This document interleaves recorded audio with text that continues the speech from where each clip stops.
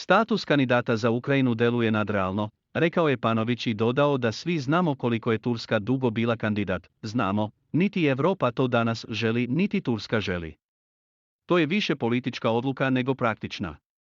Interesantno je da sada kada govorimo o Turskoj ne govorimo o turskom paketu, kada je Zapadni Balkan bio u njemu, rekao je on i dodao da je teško da ćemo ući sa Turcima u EU. Panović je podsjetio i na samitu u Solunu 2003. godine kada se govorilo da će ZB po principu regate u EU ući sa Hrvatskom.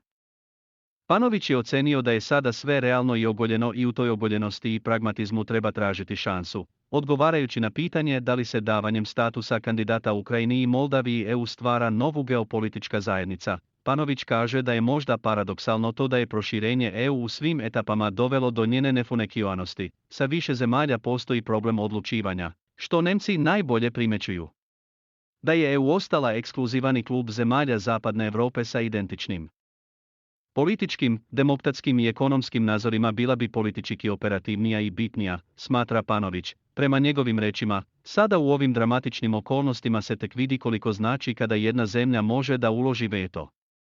Dodao je da ipak može da se postavlja pitanje koliko to neka zemlja radi sama, a koliko iza njihovog stava stoje neki tuđi interesi. Tako navodi da postoji vrsta paranoje kada je reč o Bugarskoj da koči Severnu Makedoniju i indirektno Albaniju te da tu postoje interesi mnogo moćnijih zemalja Europe da ovaj region drži u statusu KDO.